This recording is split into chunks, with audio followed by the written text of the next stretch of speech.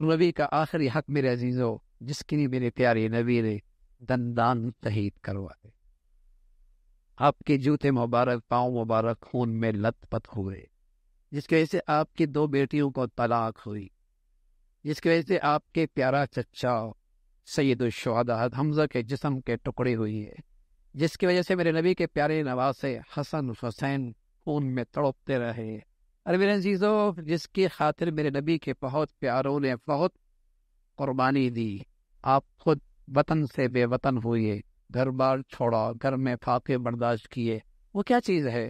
وہ میرے نبی کی زندگی کا گلشن ہے، میرے نبی کی دین کا گلشن ہے۔ اس امت پر میرے نبی کا حق ہے کہ اس گلشن کو سنبھال کے رکھے، اس گلشن کو کھاد بھی دے، پانی بھی دے، اس کو سبز و شاداب رکھے۔ اللہ کے نبی کی دین کی حفاظت، اس کی اطاعت، یہ بھی اس امت پر میرے نبی کا حق ہے۔ کبھی تصور نہیں تھا پہلے مسلمانوں میں کہ مسلمان تاجر ہو، زارع ہو، کاشتکار ہو اور نبی کے دین کا کام کرنا ہو، کبھی نہیں تھا۔ جب سے مسلمان کا نہ مال لگ رہا ہے،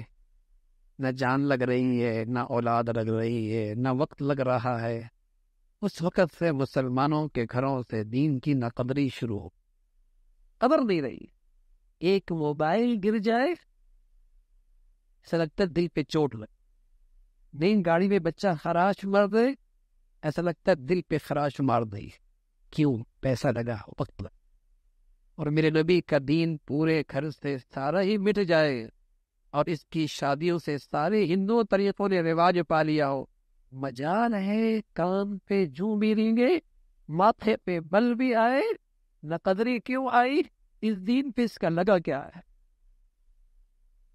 وہ تو حضرت صدیق سے پوچھو بھائی،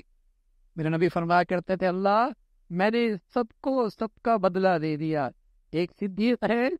اس کا بدلہ نہیں دے سکتا، اس نے اتنا کچھ میرے لیے کیا ہے میرے دین کے لیے، میں اس کا بدلہ نہیں دے سکتا۔ پھر صدیق سے پوچھو دین کی کیا قیمت ہے؟ فرمایا کرتے تھے اَيَنْقُصُ الدِّينُ وَأَنَا حَيٌّ، اَيَنْقُصُ الدِّينُ وَأَنَا حَيٌّ، دین مٹے صدیق زندہ رہے یہ میرے جیتے جی نہیں ہو سکتا، صدیق کے جیتے جی یہ نہیں ہو سکتا کہ اللہ کا دین مٹے اور صدیق زندہ بیٹھا رہے، یہ نہیں ہو سکتا۔ ہاں میرے عزیزو، میرے نبی کا حق ہے کہ اس گلشن کے لیے میں نے کیا کیا ہے، کتنا وقت لگا، کتنی زندگی لگی، کتنا سرمایہ لگا، کتنی سوچ لگی، کتنی فکر لگی۔ ہر شخص اپنی زندگی کے ایک دائرے میں کھڑا ہے جہاں اس کی بات سنی جاتی ہے،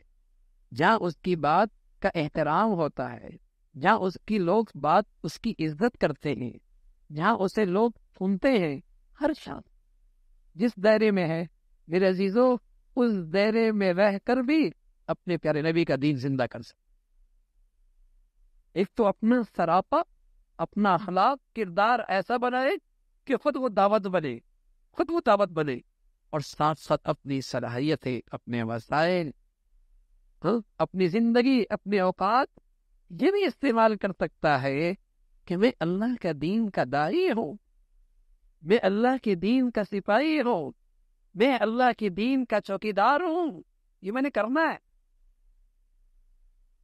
تو جب مسلمان اس پہ کچھ لگاتے تھے پھر ان کا دل دکھتا تھا، پھر ان کے اندر درد اٹھتا تھا، اللہ کا دین مٹ، اللہ کا دین مٹ۔ اس لیے میرے عزیزو، جنہوں نے اس دین پہ بہت کچھ لگایا وہ تو جب دین کو مٹتا دیکھتے تو تڑپ اٹھتے تھے، ان کی تو راتوں کی نیندیں اڑ جاتی۔ یہ تو آپ نے سنا ہوگا، اس کا کاروبار خراب ہو گیا، ڈپریس ہو گیا، نیند آنا ہی ختم ہو گئی، اس کو یہ حادثہ پیش آیا، اس کی زندگی کا سکون ہی ختم ہو گیا۔ یہ تو سنا ہوگا، لیکن کبھی یہ نہیں سنا ہوگا کہ بیٹے کی زندگی سے دین گئی تو باپ ڈپریس ہو گیا، اس کی بیٹی کی زندگی سے حیا گئی، باپ کی نیند، اس کے گھر سے دین مٹا کہ زندگی کا سکون لٹ گیا، کبھی نہیں سنا ہوگا۔